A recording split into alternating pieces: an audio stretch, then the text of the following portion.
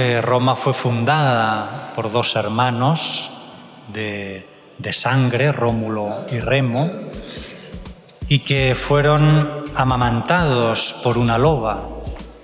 Pues bien, podríamos decir que Pedro y Pablo, de hecho en la plaza de San Pedro, la columnata de Bernini, con esa forma, digamos, arqueada, lleva consigo esta idea de que la Iglesia está llamada a abrazar al mundo entero, para que todos los pueblos puedan formar parte de la única Iglesia verdadera de nuestro Señor Jesucristo, que es la Iglesia católica. En fin, por el lugar donde hemos vivido, la familia que hemos tenido, la educación que nos han dado, hemos tenido la inmensa suerte, que yo no sé si la valoramos suficientemente, de formar parte de la Iglesia católica, la verdadera y única Iglesia fundada por Jesucristo, que contiene en sí todos los elementos de verdad y de santidad. Queridos hermanos y hermanas, gracias a vosotros, nuestra parroquia ha podido llegar a miles de hogares de todo el mundo, compartiendo la palabra de Dios y manteniendo viva nuestra fe en el mundo digital. YouTube nos ofrece dos formas sencillas de colaborar. Con el botón Gracias podéis hacer una aportación puntual y con la membresía podéis apoyar de forma mensual. Vuestra generosidad ayuda a financiar y mejorar nuestros equipos de grabación, transmisión y el mantenimiento de nuestro canal. Que Dios bendiga vuestra generosidad.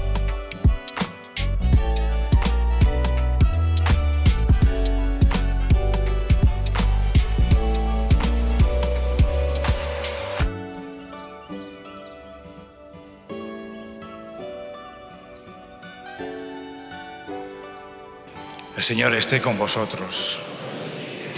Lectura del Santo Evangelio según San Mateo.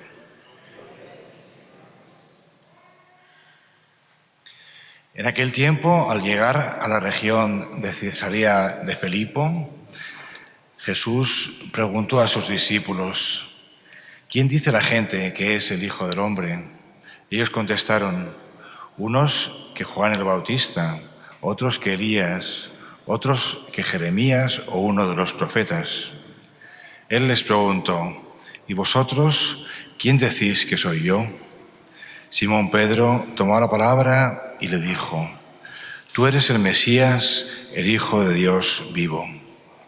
Jesús le respondió: bienaventurado tú, Simón, hijo de Jonás, porque eso no te lo ha revelado ni la carne ni la sangre, sino mi Padre que está en los cielos.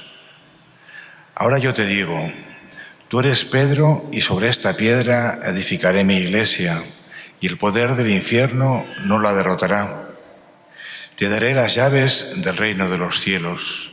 Lo que ates en la tierra quedará atado en los cielos, y lo que desates en la tierra quedará desatado en los cielos. Palabra del Señor. Celebramos hoy la solemnidad de San Pedro y San Pablo, que murieron mártires en Roma en días distintos. Cuenta la tradición que Roma fue fundada por dos hermanos de sangre, Rómulo y Remo, y que fueron amamantados por una loba. Pues bien, podríamos decir que Pedro y Pablo, hermanos en Cristo y alimentados por el pan de la palabra y el pan de la Eucaristía, son los fundadores de la nueva Roma cristiana, que son fundadores de un nuevo tipo de ciudad en la que todos nosotros, a nuestra manera, hemos de contribuir y que debe construirse continuamente dentro de toda ciudad humana y que tiene como centro y fundamento de su construcción esta ciudad, este nuevo tipo de ciudad, los latidos de amor del corazón de Cristo, que nos atrae a todos hacia Él con lazos de amor, acercándonos también entre nosotros en calidad de hermanos.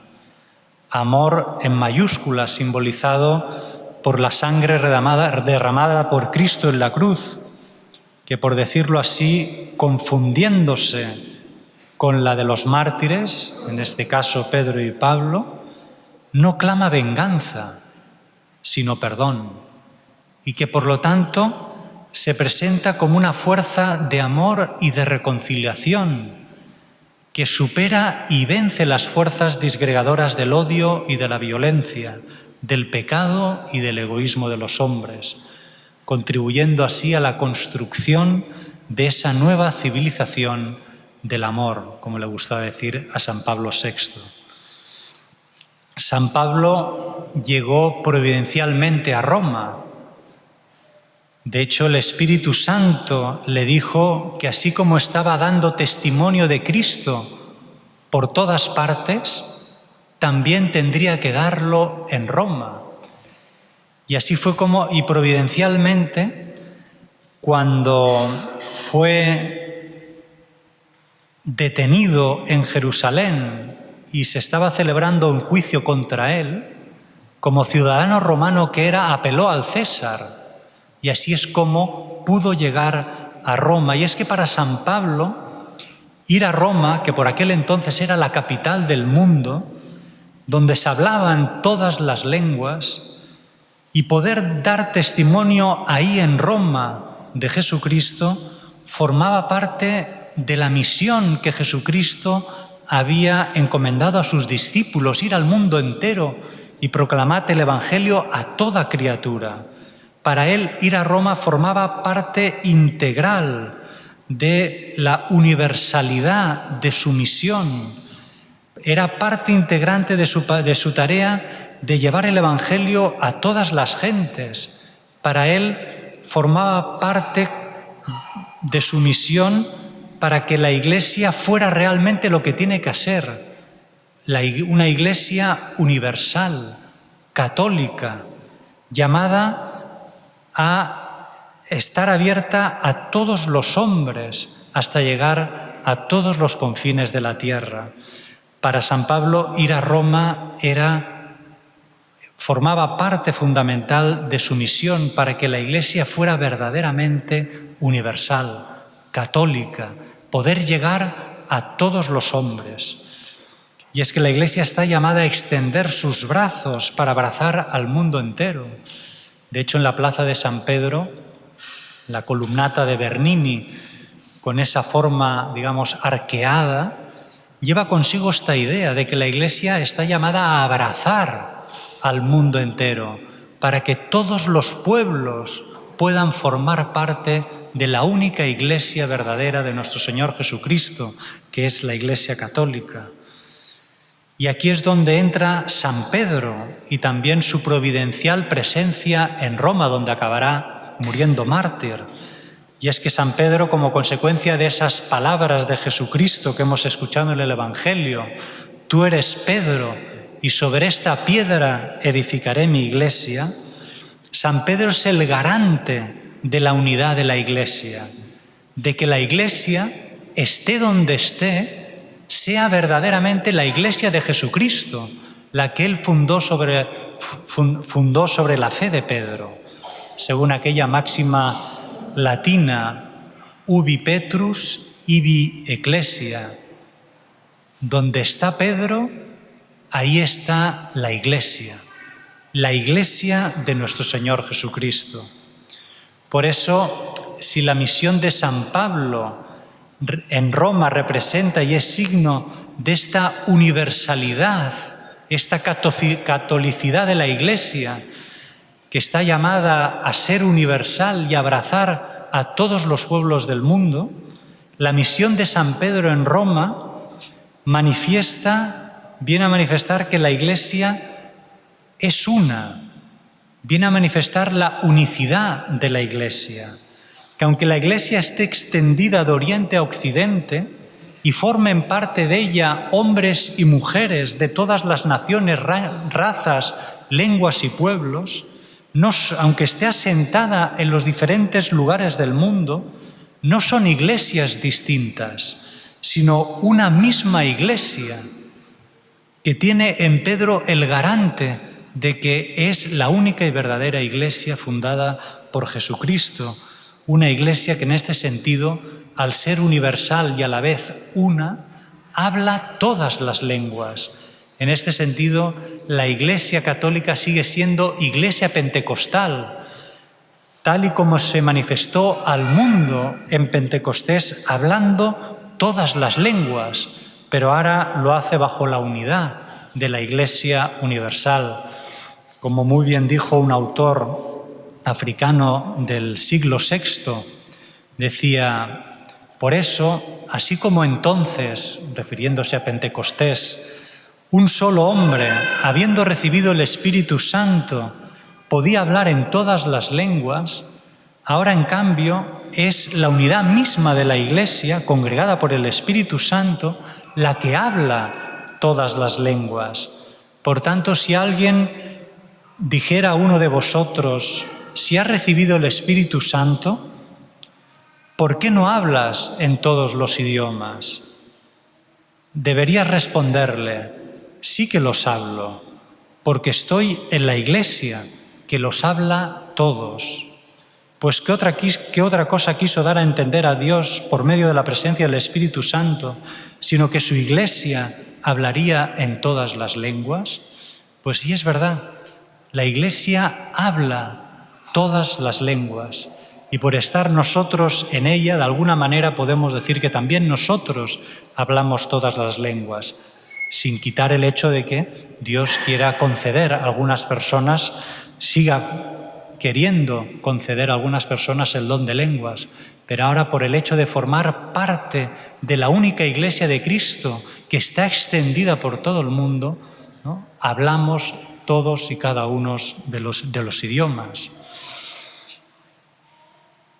Y es que, como decía San Pablo, un solo Señor, una sola fe, un solo bautismo, un solo Dios y Padre de todos nosotros. La unidad con Pedro y sus sucesores, el Papa, y con todos los obispos en comunión con el Papa, nos asegura, es la garantía de que pertenecemos a la verdadera y única Iglesia de Jesucristo, la que él fundó sobre la fe de Pedro. Por eso podríamos decir que con estos dos santos apóstoles, Pedro y Pablo, que coronaron su testimonio de Cristo con su martirio en Roma, podemos decir verdaderamente que la Iglesia es una santa, católica y apostólica, y sin miedo a equivocarnos, también romana. Y de hecho yo no sé si valoramos suficientemente el hecho de pertenecer a la Iglesia católica, la única Iglesia fundada por Cristo, porque en ella tenemos todos los elementos de verdad y de santidad. Tenemos la palabra de Dios en toda su extensión y con la tradición y el magisterio de la Iglesia que la interpreta fidedignamente. Tenemos la plenitud de los sacramentos, los 7 sacramentos. Tenemos la unidad con Pedro, la sucesión apostólica que nos une con Pedro y por lo tanto con la verdadera Iglesia que Cristo fundó sobre la fe de San Pedro. Por eso, y curioso, ¿no?, Santa Teresa de Jesús acabó su vida con estas palabras, que a uno cuando acaba su vida y es un santo, ¿no?, pues va a decir como las palabras más importantes de su vida, ¿no? Pues esas palabras de Santa Teresa de Jesús, ¿sabéis cuáles fueron? Al fin, Señor, muero hija de la Iglesia. Qué importante era para Santa Teresa de Jesús morir como fiel hija de la Iglesia de nuestro Señor Jesucristo. Y nosotros, en fin, por el lugar donde hemos vivido, la familia que hemos tenido, la educación que nos han dado, hemos tenido la inmensa suerte, que yo no sé si la valoramos suficientemente, de formar parte de la Iglesia católica, la verdadera y única Iglesia fundada por Jesucristo, que contiene en sí todos los elementos de verdad y de santidad, y que por lo tanto, si somos miembros vivos de esta Iglesia y no miembros muertos por el pecado, Dios nos concederá la salvación eterna. Pues demos gracias al Señor por formar parte de esta Iglesia fundada sobre la fe de Pedro. Tú eres el Mesías, el Hijo del Dios vivo. Por eso es verdad que no se deduce a primera vista, pero es consecuencia de la profesión de fe de Pedro en Jesucristo el que acabara muriendo mártir en Roma. Porque decir tú eres el Mesías, el Hijo del Dios vivo, no es una cosa que solo afecte a la parte intelectual de nuestra persona, sino que la confesión de fe en Cristo involucra, implica todos los demás aspectos de nuestra vida y de nuestra persona. De hecho, cuando Jesús les pregunta, ¿y vosotros quién decís que soy yo?, lo dice precisamente en el momento en que ha decidido ir a Jerusalén, a entregar su vida por amor a nosotros. Y por lo tanto, cuando les pregunto, ¿y vosotros quién decís que soy yo?, lo que en el fondo también está queriendo Jesús es llevarlos a un paso definitivo en su relación con Él, a involucrarlos de tal manera que lo sigan por donde Él vaya y que puedan seguir y pisar sus mismas pisadas. Quiere que compartan toda su vida y por lo tanto también su pasión y crucifixión, para que puedan así participar plenamente también de su resurrección.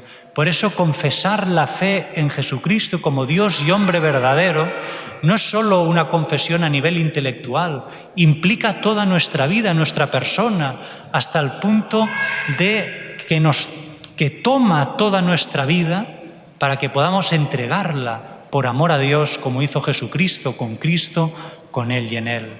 Pidámosle a la Virgen María, que no solo fue la madre de Jesús, sino también su más fiel discípula. Ella sí que siguió y pisó exactamente por donde pisó nuestro Señor Jesucristo. Pues que la Virgen María también nos ayude a nosotros a pisar fielmente, a seguir fielmente el camino que empezó Jesucristo, que culmina con la cruz, pero que acaba con la gloriosa resurrección de entre los muertos.